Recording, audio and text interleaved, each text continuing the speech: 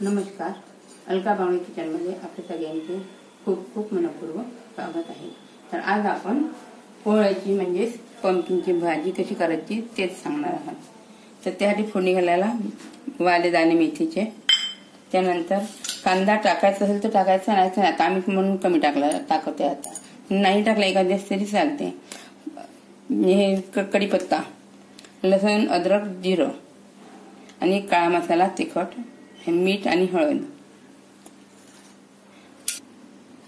त्याचं हे तिखट आहेत आणि टमाटर आहेत, हिंग। तर तुम्हाला जर भाजी तिखट पाहिजे तर तुम्ही जास्त तिखट टाकू शकता। आम्ही आता फिकं खाते म्हणून आम्ही कमी तिखट टाकलं आहे। तर आता गॅस लावली आहे, आता तेल गरम होत आहे। त्यात सगळ्यात पहिले हिंगाचा भुरका टाकायचा। हे खाणं आपल्या शरीरासाठी चांगलं आहे, हिंग, म्हणून हिंग टाकायचं।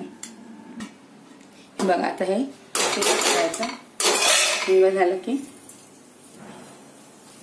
कांदा टाकायचा, हिंगाचं थोडं स्मेल येईल। आता हिंग झाला, मेथी टाकून घ्यायची, थोडं गॅस मोठा करून द्यायचा 2 मिनिटासाठी। मेथी झाली, आता बघा मेथी झालेली आहे, गॅस कमी करून घ्यायचा, गरम झालं आहे तेल। तर त्यानंतर कढीपत्ता आणि कांदे थोडं गॅस तडतड होत,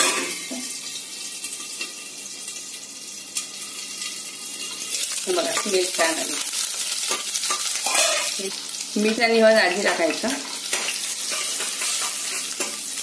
त्यानंतर हे लसूण, जिरं, लसूण जिरं होतं मग टमाटर टाकायचं, त्याचं कापून द्यायचं 2 मिनिटं।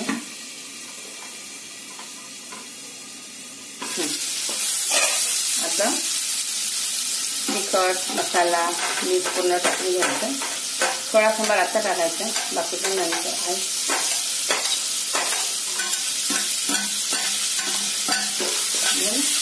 कमी ठेवायचं आता फोडणी देताना भाजी। आणि आता हे आहे, 2दा कोळं धुतलं, याच्यामध्ये मीठ टाकून दिलं थोडा वेळ 15 मिनिटांसाठी, ते पाणी काढून दुसऱ्या चांगल्या पाण्यात टाकलं। आता याला फोडणी द्यायचं।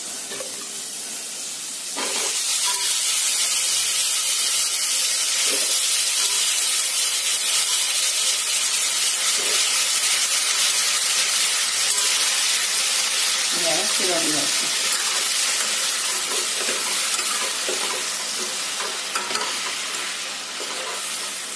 रस्सा करायचा करायला, हो थोडा रस्सा करू, पण थोडा होऊ द्या लागतं आधी तेलामध्ये थोडं। आणि त्याची पीस या भाजीच करता या सालासहितच करायचे, भाजीला सालासहितच पाहिजे। कोणी आवडलं तर ते सालासहित खाऊन घेतं, कोणाला नाही आवडत तर पण भाजी करायची आहे त्याने सालासकट। आता हे 5 मिनिटं थोडं झाकून ठेवायचं। आता ही भाजी झालेली आहे, यात हे खोबरं भाजलेलं असल्यामुळे आता या तेलामध्ये टाकून घेत आहे। की तुम्ही आधी पण टमाटर सोबत टाकलं तरी चालेल, आता भाजलेलं खोबरं असल्यामुळे आता टाकलं आहे। आणि आता याला पाणी आटलं आहे, तर थोडं पाणी टाकून घ्यायचं, थोडंसं टाकायचं, जास्त नाही टाकायचं। अच्छा, खूप रस्सा नाही करायचा। आणि मग यामध्ये थोडी साखर टाकायची, कोणाला नसेल आवडत तर नाही टाकली तरी चालेल, पण साखर टाकल्याची थोडी टेस्ट येतं म्हणून साखर टाकायची। आणि हे झालं की मग सगळं झाल्यावर भाजीला पुन्हा शेवटी एकदा सांबार टाकायचं, म्हणजे छान वाटतं।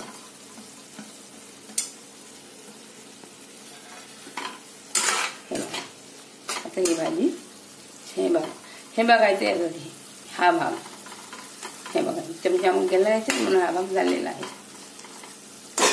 थोडी जास्त रश्श्याची किंवा अशी घट्ट कशीही खाऊ शकतो, हा कशीही खाऊ शकता।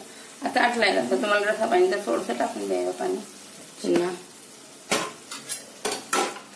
आणि सांबार टाकल्यामुळे 2 मिनिटं झाकून ठेवायची आणि मग बंद करून घ्यायचे। आता मी ही गॅस बंद करणार, भाजी झालेली आहे आपली तयार। हे बघा अशी भाजी तयार झालेली आहे, छान स्मेल पण छान, स्मेल छान येत आहे त्याचा। तर अशी भाजी करत राहा, खात राहा, आनंद घ्या आणि माझ्या रेसिपीला माझ्या चॅनलला फॉलो करा. थँक्यू. नमस्कार.